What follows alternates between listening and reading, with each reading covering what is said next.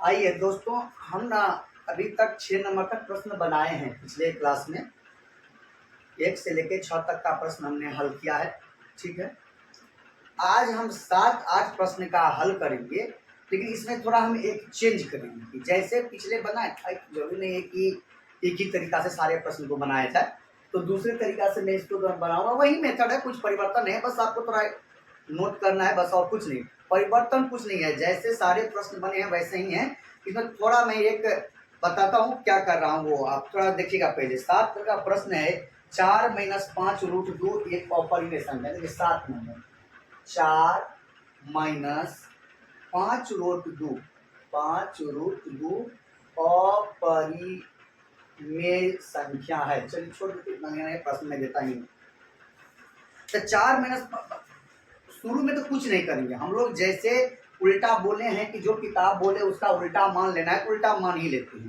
तो हम पहले यही बात लिखेंगे कि माना कि 4 - 5 √2 एक परिमेय संख्या है। तो है तो क्या है, जो अच्छा इसमें थोड़ा इसमें जिसका सरलतम रूप P/Q। ठीक, जो हम पहले थे कि R के बराबर है, इस बार किए हैं कि P/Q है। अब जो जो बोल दिए हैं तो इसके हिसाब से हम इसको लिख देंगे कि 4 - 5 √2 बराबर P/Q। ठीक, परिवर्तन क्या कर रहे हैं वो मैं आपको बताता हूं, थोड़ा आप देखते रहिएगा ध्यान से। देखिए, इस 4 को मैं इधर भेज देता हूं, 4 को, तो ये क्या हो जाएगा, देखिए P/Q, ये प्लस में है, बराबर की इस साइड आया -4। अब बराबर में क्या बच गया, ये माइनस में 5 √2।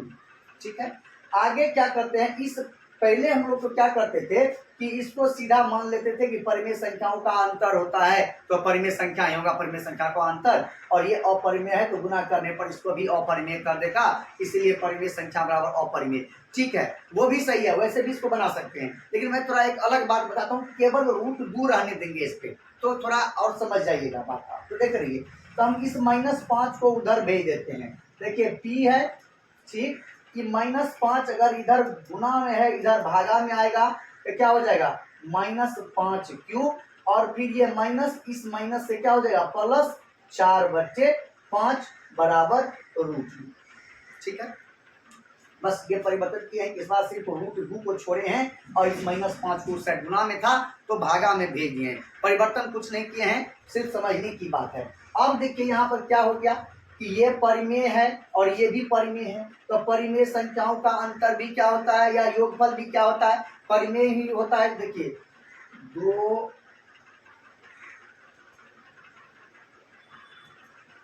परिमेय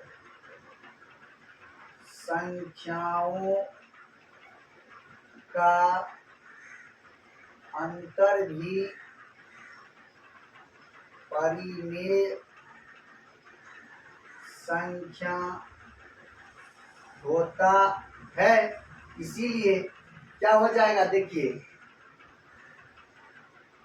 P/-5Q प्लस 4/5 भी एक परिमेय संख्या है, किंतु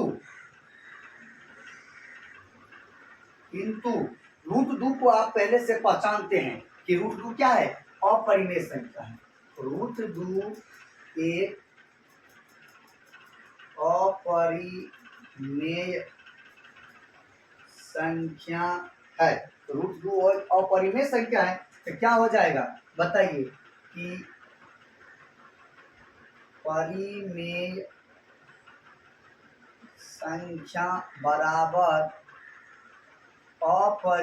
अपरिमेय संख्या। बताइए, परिमेय संख्या बराबर अपरिमेय संख्या हो सकता है? नहीं, पहले ही बताएं सारे प्रश्नों के, परिमेय संख्या के बराबर अपरिमेय संख्या नहीं हो सकता है। क्या लिखेंगे, जो कि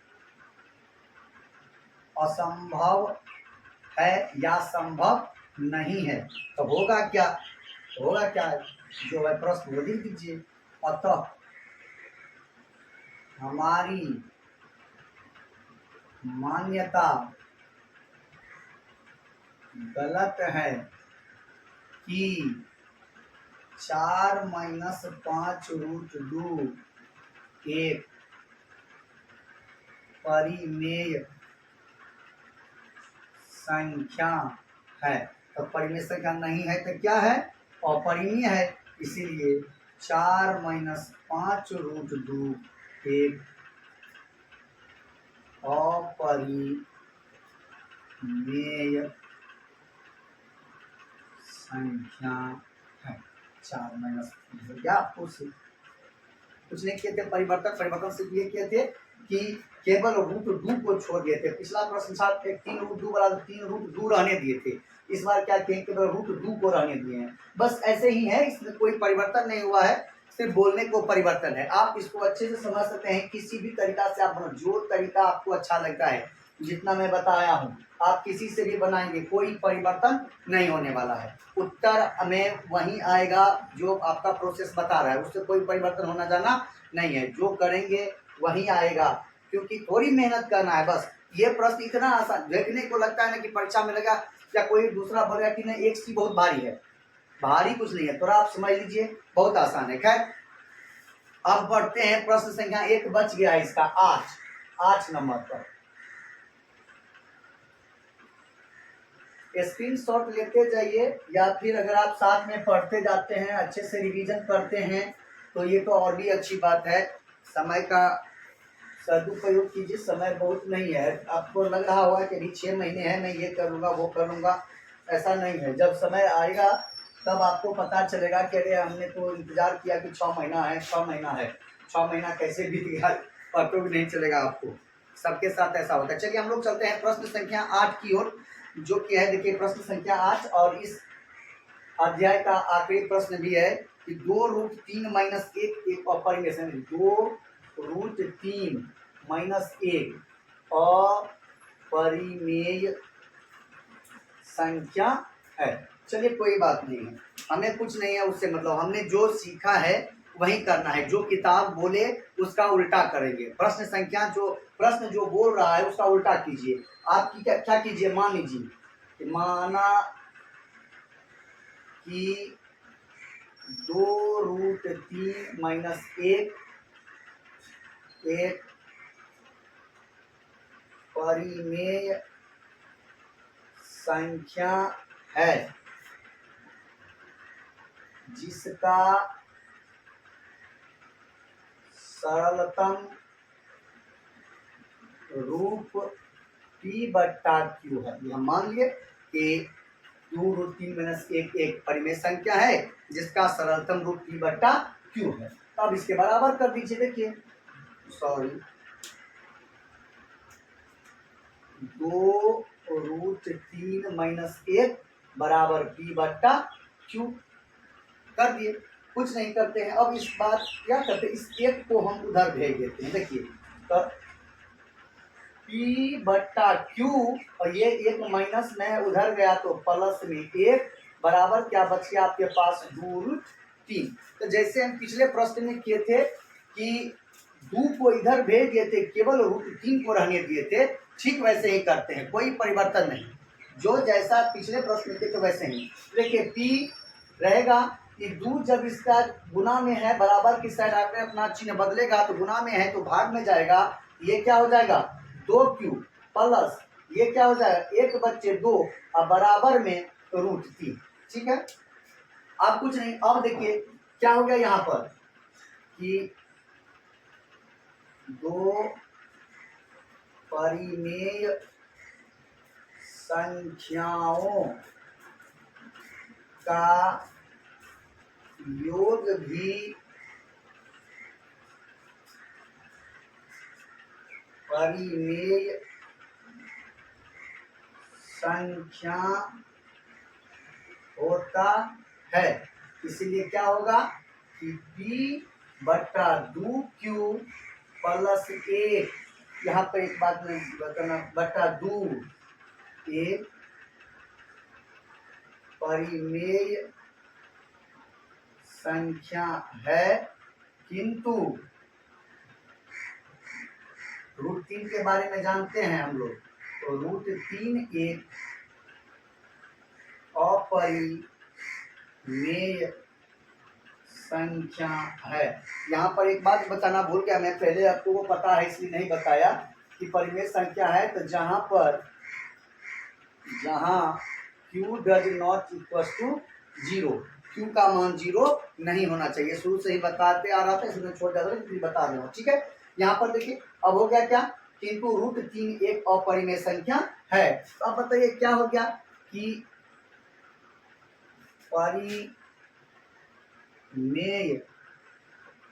संख्या बराबर अपरिमेय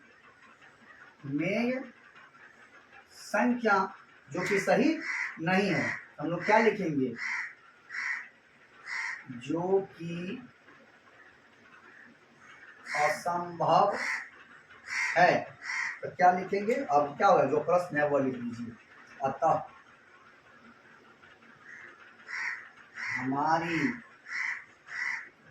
मान्यता गलत है कि क्या है प्रश्न, 2√3 - 1 एक परिमेय संख्या है। तो परिमेय नहीं है तो क्या होगा, इसीलिए 2√3 - 1 एक अपरिमेय संख्या। बहुत आसान है, थोड़ा गौर करना पड़ेगा। और एक प्रश्न अगर आप इसमें से सीख लेते हैं अध्याय का, केवल एक प्रश्न आप सीख लीजिए, बाकी प्रश्न आपको अपने आप आ जाएगा। एक प्रश्न आपको सीखना है, दूसरा तीसरा नहीं, सिर्फ एक कोई 2 नंबर से 2 नंबर से शुरू कीजिए, 8 नंबर के बीच आप कोई एक प्रश्न सीख लीजिए, बाकी सारे प्रश्न आपको बन जाए। क्योंकि एक ही नियम है कि परिमेय संख्याओं का योग भी परिमेय, परिमेय संख्याओं का अंतर भी परिमेय, परिमेय संख्याओं का भागफल भी परिमेय, बस इतना ही याद रखना है, बात खत्म है और कोई दिक्कत नहीं है। आप सारे प्रश्न इस तरह से बना सकते हैं। तो चलिए इसी के साथ 1C का आज हो गया 2 एंड, टाटा बाय बाय कर दिए हैं। अब हम लोग अगले क्लास में पढ़ेंगे 1G। अच्छा लग रहा है कि नहीं, कमेंट कीजिए, बताइए, ताकि अगर इसमें या क्या कोई भी किसी भी अध्याय में अगर आपको कोई डाउट है, नहीं समझ पा रहे हैं, तो सिर्फ आप कमेंट कीजिए, हमारे इंस्टाग्राम चैनल पर मैसेज कीजिए, मैं आपको प्रत्येक मैसेज का रिप्लाई दूंगा और आपको ये अच्छा से अच्छा कैसे समझा पाऊँ, आपको वो तरीका मैं लाऊंगा, आपको बताऊंगा। अनाया कोचिंग सेंटर नाम से इंस्टाग्राम पर है, अनाया कोचिंग सेंटर 2021 नाम से यूट्यूब पर है, और अनाया कोचिंग सेंटर नाम से ही फेसबुक का प्रोफाइल भी है, आईडी पेज भी है। आप जाके वहाँ पर फॉलो कर सकते हैं, लाइक सब्सक्राइब कर सकते हैं। और अगर वीडियो अच्छा लगता है तो लाइक सब्सक्राइब शेयर ये करना भूलिए मत कीजिए, ताकि हमें भी अच्छा लगे, आपका अट्रैक्शन देख के और अपने आप को और अपग्रेड कर सकूं। धन्यवाद, बने रहिए अनाया कोचिंग सेंटर के साथ।